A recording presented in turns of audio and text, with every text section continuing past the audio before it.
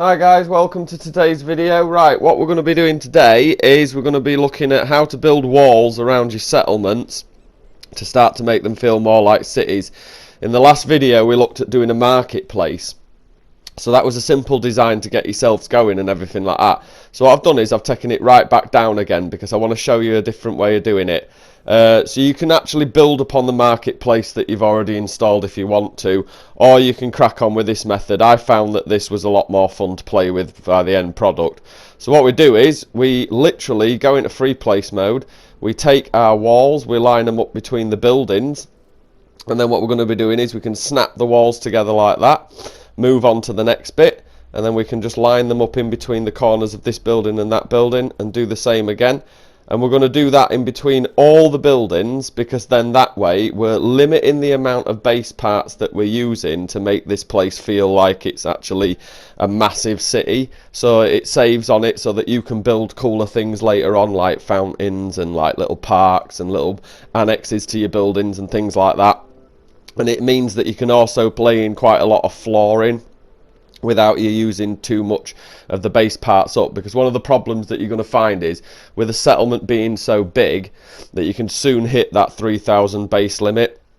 So if you use this method and you go around and you actually take advantage of the existing structures and try to incorporate them into what you're doing, then you're going to find that you're going to save on base parts, and it also means that rendering doesn't take as long. I find that when I go down to my main settlement on my normal save, I'm quite happy to let it sit there for a couple of minutes and then it all loads in and it's perfectly fine. I don't have any problems with it glitching out or anything. I'm only going to do the circle in the middle, or the main square if you like. But what you can do is you can extend through this, and as you can see you can build up walls in between that bar over there. You could incorporate that as well. You can build walls all around all these other bits. So what I'll do is I'll speed it up a bit and I'll just let you see what it looks like when it's finished.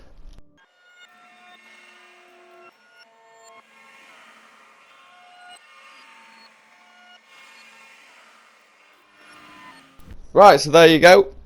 We've got all the walls in now for the central marketplace. As you can see, it cordons off the entire area. And then all we're going to do is we're going to take our floors, we're going to start from the walls on the outside like this, and we're just going to fill in this entire space here. Now, the rule of thumb that I always find works best is to make sure that you stick to your outer walls first and build in. They're going to overlap. They're going to cross each other, these, don't worry about it. As long as you're heading from the outside to the centre, you're not going to have any problems with it clipping the other side of these walls or anything like that. So best thing to do is to go off the walls first and then start building up round it. Have a fiddle about with it, because it can be a bit fiddly this bit, but it's well worth doing because it gives you a massive market space to play with. So we'll just speed this up so you can see what it's like.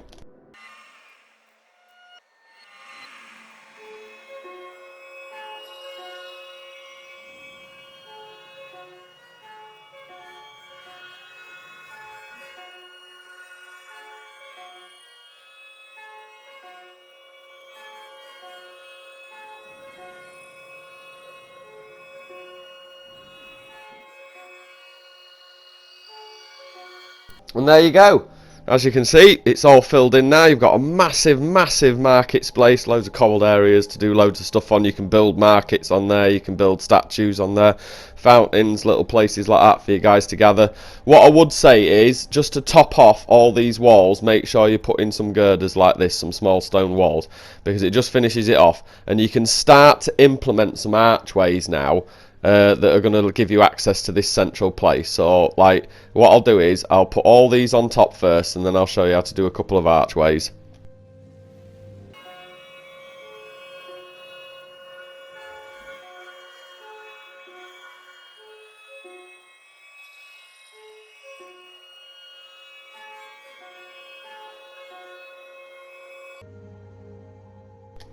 Okay, so that's done now. So what we can do is we can knock a couple of walls out like this, and we can use our archways, take the stone arch. This one will do it as a double one.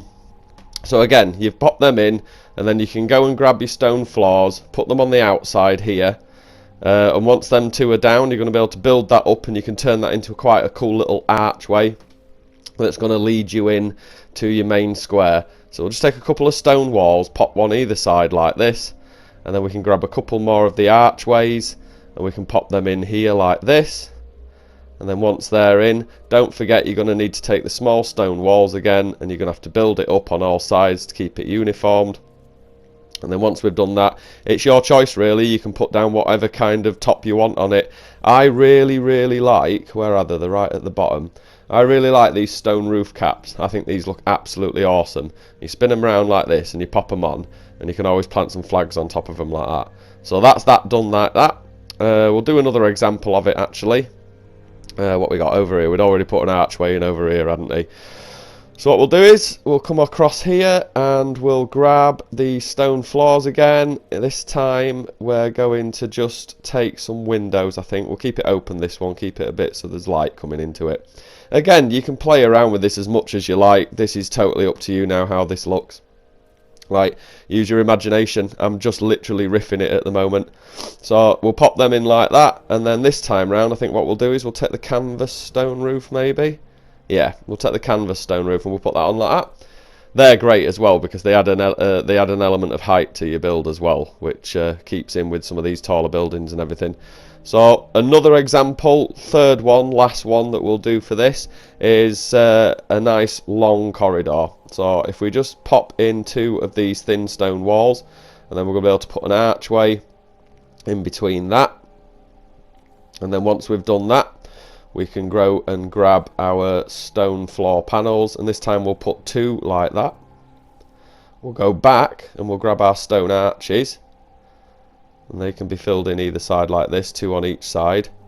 Now don't worry, you can leave them open like that if you want to. I'm going to put some small stone walls in just to give them a closed off look to it. I'll show you what I mean. So we'll just put the top ones in like this.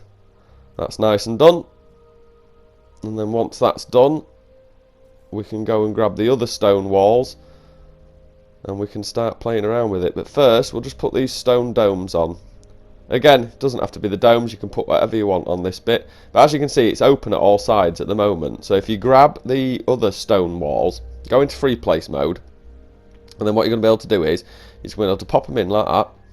And then once that one's in, it's up to you. You can either stay in free place mode, and you can just move along to the next one, or if you want them to be dead on straight with each other, you can just click into your other mode and then you can just sort of link them together. Can be a bit fiddly sometimes, don't worry too much if it takes you a minute or 2 to get it. Like that, look, it just, for some reason on that angle it didn't seem to want to do it. I know the snap point's there it is, look, you just saw it underneath, but for some reason it does that sometimes.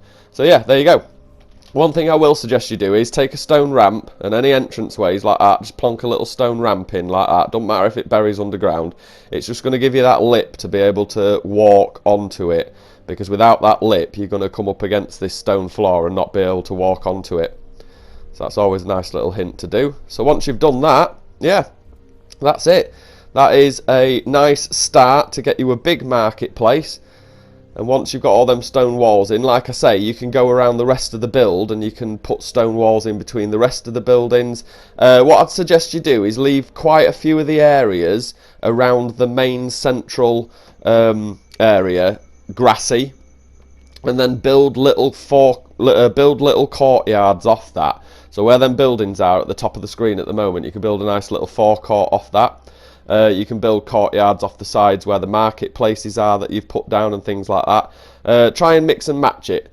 But yeah, you can see the idea is starting to build now. So what I want to do is, I want to nip over to my main save, and I want to show you guys what I've done with my main settlement, and you'll get an absolutely amazing idea of what we're doing. But just before we do that, I'm just going to show you a quick example of what I mean, because a few of you might not be sure where I'm coming from with this. So we've done our main bit over there like that, and then all we're going to be doing is, look, we're going to be taking stone walls, we're going to be finding areas in between buildings like this. Corner to corner works really well, and we're just going to link them up like this. And it's a bit of a mix between free placement and snap placement. So what I tend to do is, if I'm going one direction, I'll snap place. But if I need to turn corners slightly and things like that just to work with the structures, I'll just free place the next one and then I'll snap in from there. But yeah, we come round here like this. Now I'm literally just making this up. There's no planning involved in my head with this at the moment at all. On my main settlement, I have actually really thought about it, where I wanted to put things. So this is the bit where you get to experiment. What kind of spaces do you want to build? What kind of areas do you want to create? And as you can see, mixing the snap placement with the free placement gives you that right cool little look to it.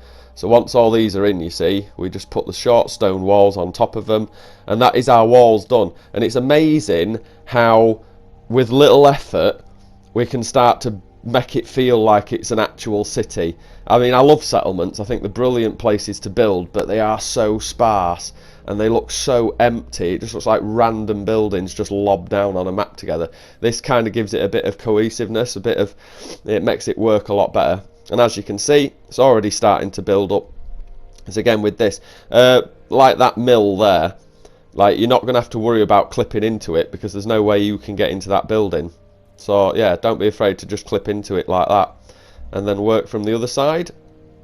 Again, we can just pop a little one in like this, and we can make it go to that corner, go back, get our small stone walls, and then we're going to be able to pop them in again. I mean, you can change the colour of these walls as well if you want to match the existing buildings that you've got. Do whatever you want really. Again, you can apply the same method. Some of those walls, once they're in, you can take them out, put archways in, having all sorts of alleys and streets and things, but you can see where I'm going with it. You slowly start to build it up like this, and you're going to be able to do all sorts with it, and it looks absolutely amazing when it's finished. So what we're going to do is we're going to pop over and we're going to have a look at it. Let me just show you, look. See how it's going? Eventually that'll go all the way around the town, as best you can anyway. I mean, if it was me, I'd probably leave that area out there green and grassy, and then I'd probably come over to the bar area and I'd build off that, and I'd probably go over to the back of that windmill and I'd build off that. Again, just tailor it to the settlement that you're using, and have lots of fun with it, guys. But we'll nip over and we'll have a look to show you what it is that I've done on my main one, and it'll give you a good idea of where you can go with it. Right, so here we go. This is my main settlement on my normal save, and what I've done is I built out the same area again like we've just shown you.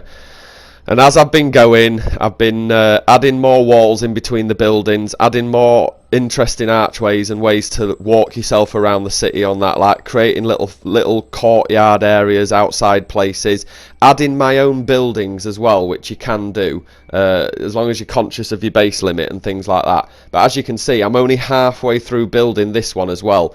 I've already got my Starship dock area. I've managed to make some marketplaces. There's a cool little bit at the top there, and it really is one of those things where the more you just play with it and the more you just fiddle about with it, the more fun you can have with it, and building these cool little interesting spaces and trying to sort of like use the terrain as well. As you can see, that little stone bit in the corner there, that was just an idea to try and save on base parts and also create a nice little area. I've gone around the back as well. I've created tunnel ways and things like that, archways, little areas that you can explore. I tried to make it in such a way where there's sort of like, it's not a one-way system, but there is a very clear path around the city that you can use, utilising courtyard areas where I've laid down stones, leaving some areas clear so that it's still grassy and things like that. And if you really just sort of like take the time and play with this, you can come up with some awesome things. Another thing that I've done as well is, instead of thinking to yourself, oh, I've got to build brand new buildings to go in between everything all the time, one of the things that you can do is that you can take sides of existing buildings and you can just add little bits to them here and there. You can just put these little tents in front of them. You can build little market stall things in front of them like that. You can just build all sorts of little things just to sort of bring it to life a little bit without having to build the whole side of the building to do it. I mean, a lot of the time you're not going to be going into too many of the buildings anyway, because there's bugger all in them. They're just settlement buildings. But like I've done here, look, you can see where I've just added little bits and bobs like that. I've added a little cafe down that corner and things. I've just sort of like built up little areas around it and all that, and just tried to experiment with it. I think I've got my overseer guy in that little pod over there, little weapons cache guy there, look, but it's stuck to the side of the building, so it took about 12 base parts to build that. Little marketplace areas like this. And it all comes together. It's not a less is more thing. It's more like I can't explain it. It's more like work with what you've got and try to utilise the space as best you can. But have lots of fun with it, guys. I'm pretty sure you'll come up with some amazing ideas. I'd love to see them. But there you go, thank you very much. I hope that's given you some ideas to get going to build your own settlements and everything like that. I think if we did any more future videos on settlements, just might be little things like how to put certain bits in and things that you saw in my main one. I don't know, what do you guys think? What would you like to see me do next with settlements? Leave a comment below and we'll crack on and make another video. But for now, thank you very much, enjoy the channel, see you soon guys, take care of yourselves, goodbye. Thank you very much for watching the video, everybody. We really hope you enjoyed it. If you did, then please consider giving the channel a like and a subscribe. Hit the bell notification as well to keep up to date with everything that we're doing. We really appreciate those likes and subscribe, guys. They keep us going. Thank you so much. We just want to take a second to say thank you to our Creative Club members and also our Creative Club graduates that you can see on the screen now. You guys are rock and rollers. Thank you so much. If you want to join the membership, hit the button below, come over and join the members club with us. Every single member will get a free Adventures of Murray comic and all sorts of other little bits and bobs that we throw in there as well, so it's really worth it, guys. But if you want to support the channel, like it, subscribe it, don't skip the ads, you're really helping us out. We appreciate every single last one of you and we look forward to seeing you in the next video. So for now, take care guys, we'll see you soon.